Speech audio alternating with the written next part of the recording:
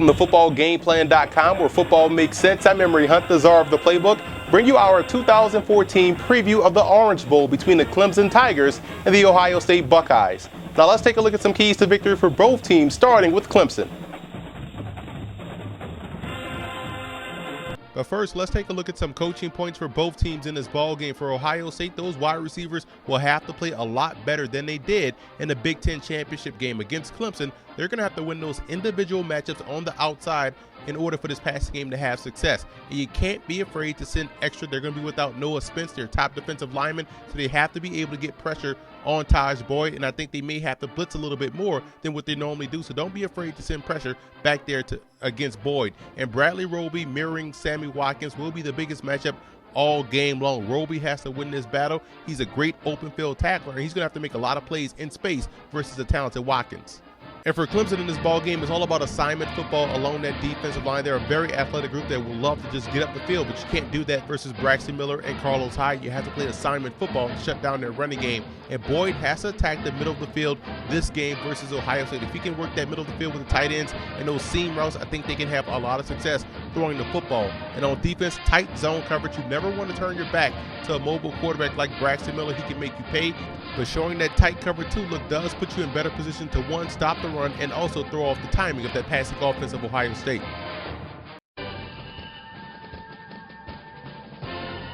And the X factor in this ball game for Clemson will be middle linebacker Stephon Anthony. Getting everybody in the right position to better play that running game of Ohio State will be key and integral to team success. So if he has a great game, this Clemson defense will have a great game as a whole.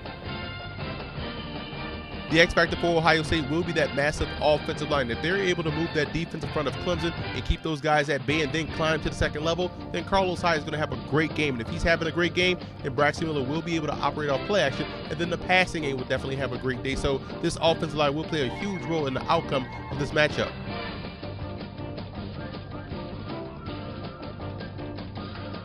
Here are some 2014 draft prospects you want to keep an eye on in this ball game, and there's going to be a lot of speed and athleticism on both sides of the ball. You see right here we have 13 prospects listed.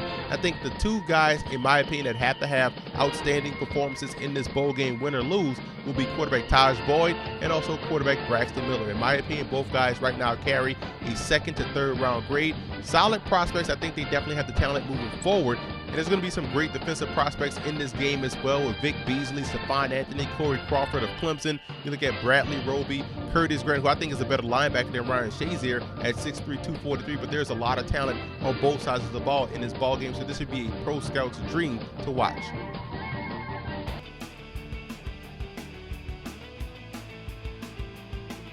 The Kentucky Wildcats, led by head coach Bear Bryant, entered the 1950 Orange Bowl with a 9-2 record and ranked 11th in the country. And they took on 15th-ranked Santa Clara, and after shutting out the Broncos in the first half, quarterback John Pascal led the comeback as Santa Clara went on to win 21-13.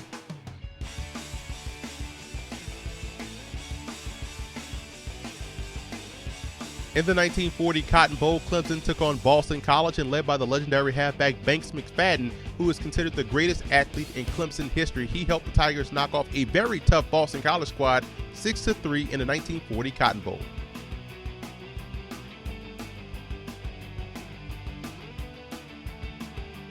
Arguably the best Buckeye team in team history was the 1973 squad, and they steamrolled opponents all season long. And in the 1974 Rose Bowl versus USC, Archie Griffin and the Buckeyes offensive line showed the Trojans no mercy as they dominated USC in every facet of the game, winning 42-21. A starter since the 5th day of his freshman season on campus, Anthony Simmons is definitely a campus legend. Played at Clemson from 1995 to 1998, a 3-time first-team All-ACC performer, was named National Freshman of the Year, and in 1997 was a consensus All-American. Les Horvath of Ohio State from 1940 to 1944 was an outstanding multi-purpose threat in the backfield and one of the first players to call his own plays, and was a consensus All-American as a senior in 1944, also winning the Heisman Trophy. I like Clemson in this ballgame. I believe the athletes in space will be too much for Ohio State to handle, and defensively I think they'll do a great job in crowding the box, forcing Braxton Miller to make bucket throws consistently, and I don't think the wide receivers can win those individual matchups on the outside, so I think Clemson comes away the 2014 Orange Bowl champions.